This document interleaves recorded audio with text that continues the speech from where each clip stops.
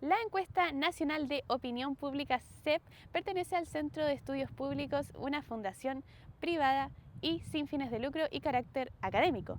Se denomina como un lugar reflexivo y de encuentro para el debate sobre ideas y políticas públicas. Su presidente es Leonidas Montes, ingeniero civil industrial, licenciado en filosofía y magíster en ciencia política. La encuesta es dirigida por Sandra Quijada, coordinadora del área de opinión pública de CEP. Se publica 2 veces al año, entre abril y mayo en primera instancia y septiembre en segunda. Es un análisis académico de las actitudes y percepciones políticas, económicas y sociales de la población. Se realiza a través de un cuestionario estructurado, cara a cara en el domicilio de los participantes. La edición seleccionada de abril y mayo de 2026 contó con una muestra analizada de 1.466 personas en 122 comunas del país. Estas la respondieron la totalidad de la entrevista, siendo el 62,1% de la muestra total de 2.360.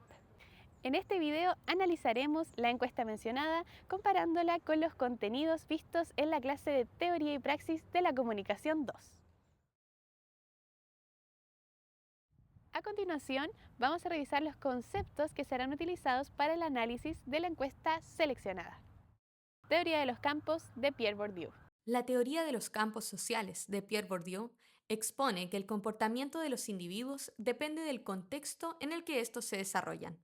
Tomando esto como base, se crea una analogía para explicar los factores que influyen al momento de generar una opinión respecto a un tópico. En primer lugar, se encuentra el campo, el cual es mostrado como un espacio con sus propias reglas y metas. Luego se encuentran las cartas, que representan el capital del individuo, ya sea económico, cultural, social o simbólico. Y por último, la creencia, que representa la postura de los sujetos, en donde creen que el juego y los beneficios que éste puede otorgar valen la pena. Teoría de la acción comunicativa de Jürgen Habermas. La teoría de Jürgen Habermas nos ayuda a entender cómo funciona la comunicación en política. Él distingue entre dos tipos de racionalidad, la racionalidad instrumental y la comunicativa. La racionalidad instrumental está orientada al éxito y al poder. Es la lógica del dinero, del castigo, de la imposición. Es la lógica que domina el sistema político y económico. Por otro lado, la racionalidad comunicativa busca el entendimiento mutuo a través del diálogo, donde lo que importa es la fuerza del mejor argumento. Es la lógica que, según Habermas, debería operar en la deliberación democrática. De acuerdo al libro La esfera pública posmediática y sus flujos de comunicación, de Eva Campos y Guillermo López, existe una dinámica comunicativa en la que las entidades con poder político se construyen en oposición a otras, bautizada como polarización afectiva. En esta se desenvuelve la emoción como recurso argumentativo por sobre la ideología, basándose en el rechazo directo al adversario. Esto produce que los desacuerdos existentes se transformen en confrontación emocional de una parte contra otra en redes sociales. La violencia simbólica fue estudiado por Pierre Bourdieu y consiste en una forma de dominación ejercida de manera invisible y sutil a través de medios como la comunicación, conocimiento o reconocimiento. Las desigualdades, estereotipos y sesgos de género se incrementan debido a que la violencia simbólica naturaliza este tipo de conductas y se interiorizan en la sociedad. Por lo tanto, no se cuestionan ni se someten a cambios. De esta manera, la violencia simbólica controla el comportamiento de las mujeres en la sociedad, condicionando sus acciones y forma de vivir. El Estado y los medios de comunicación inciden en este comportamiento al calificar a las mujeres con nombres o títulos erróneos, además de reforzar estereotipos al representar a la mujer únicamente con roles domésticos y de cuidado. El objetivo general de esta cápsula es analizar la percepción ciudadana a partir de diversas perspectivas de la sociología de la comunicación y género, detectando las tendencias dentro de la opinión pública chilena. ¿De qué forma las perspectivas de la sociología de la comunicación y género permiten interpretar la opinión pública chilena?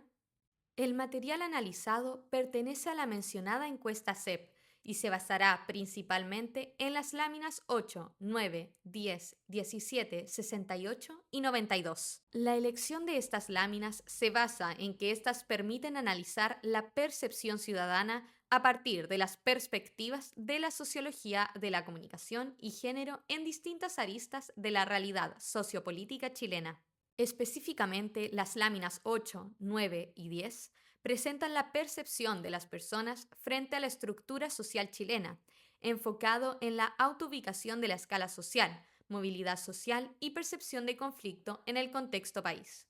Visto desde la teoría de los campos de Bourdieu, podremos analizar cómo las personas actúan y jerarquizan las necesidades respecto a su posición en la sociedad. Por otra parte, la lámina 17 consulta la preferencia del actuar de sus líderes en base a la defensa de sus ideales o el consenso que pueden generar, algo que logra reflejar la teoría comunicativa de Habermas, al identificar si la ciudadanía valora en mayor medida la racionalidad comunicativa o instrumental en las acciones de sus líderes. La lámina 92 nos permite aplicar el concepto de polarización afectiva de López y Campos, al medir la sensación de conflicto entre personas de derecha e izquierda, logrando evidenciar si se genera una división emocional y fragmentación dentro de la sociedad. Finalmente, la lámina 68, al tratar la evaluación positiva y negativa de los personajes políticos entre quienes los conocen, facilita el empleo del concepto de violencia simbólica por Pierre Bourdieu, pues al evidenciar qué figuras públicas se perciben como legítimas y cuáles son deslegitimadas, se puede analizar si existe una brecha en el estándar impuesto para hombres y mujeres en la política. En base a lo expuesto anteriormente, planteamos los siguientes objetivos específicos. Analizar cómo la perspectiva del capital de los agentes influye en las creencias y apuestas de mejora futura en el escenario nacional.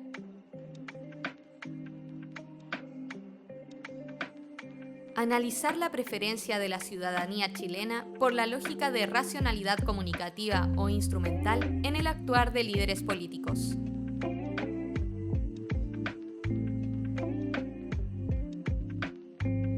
Analizar cómo las personas pueden clasificar conflictos ideológicos en Chile. Analizar cómo la brecha de género en el conocimiento de figuras políticas y la percepción ciudadana que se tiene sobre ellas establecen violencia simbólica.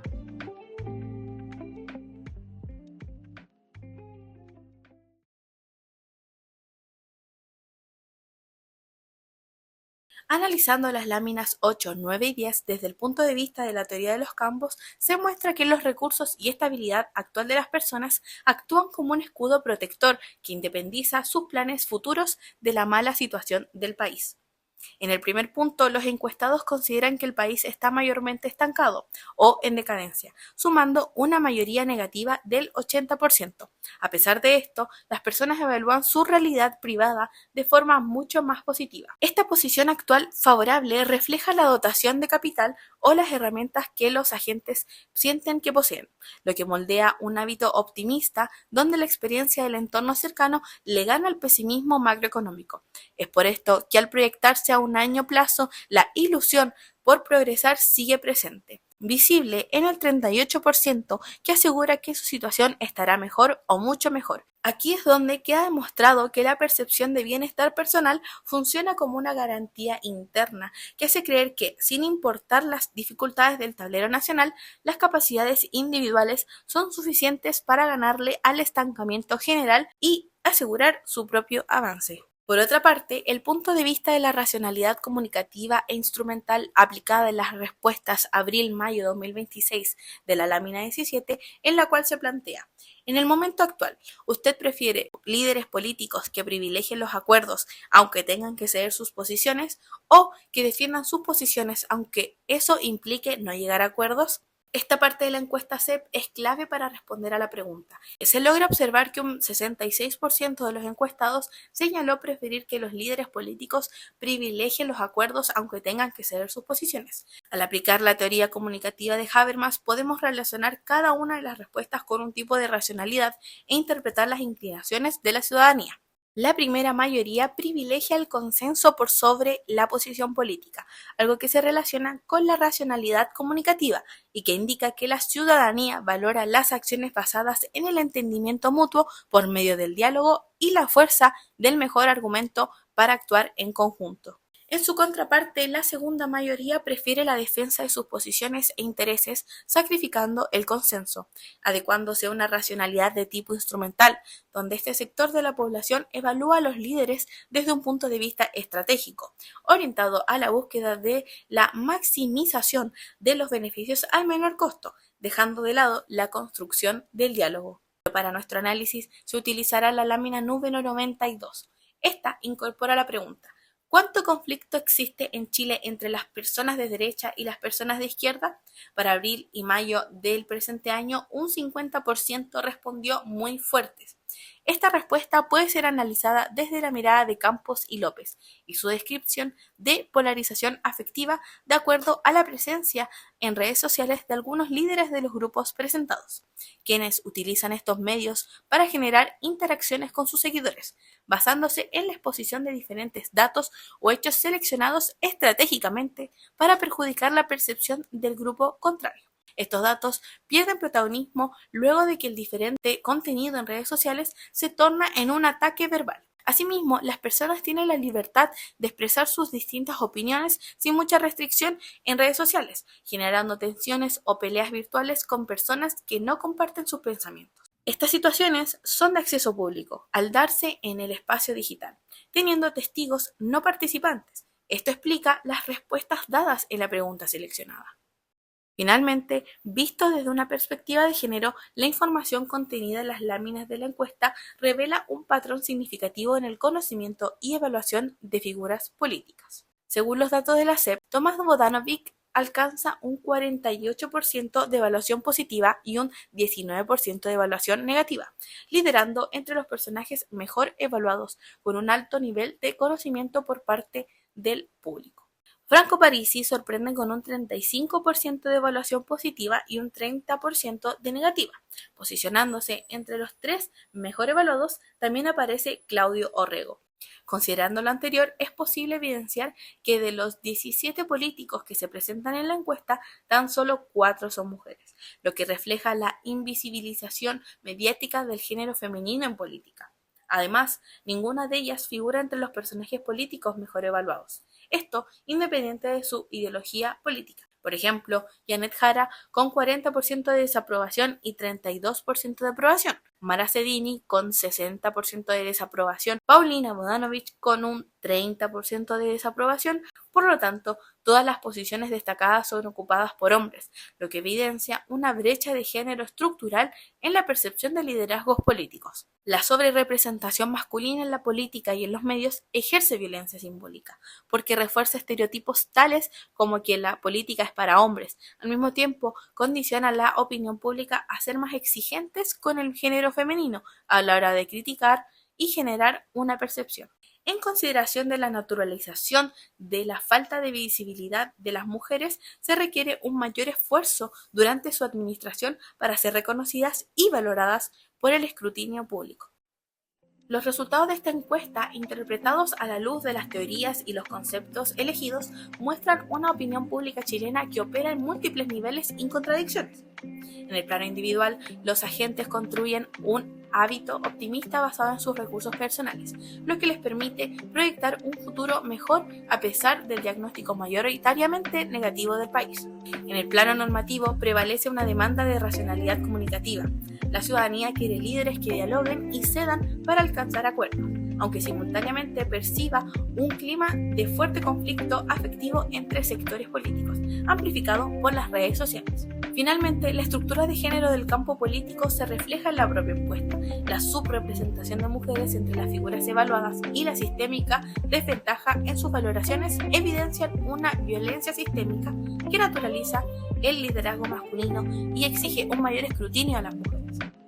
Para el estudio de la opinión pública, estos hallazgos implican la necesidad de desagregar siempre los juicios sobre el país y los juicios sobre la propia vida, medir la brecha entre el ideal deliberativo y la percepción afectiva del conflicto y problematizar activamente los sesgos de género incorporados en los propios instrumentos de medición.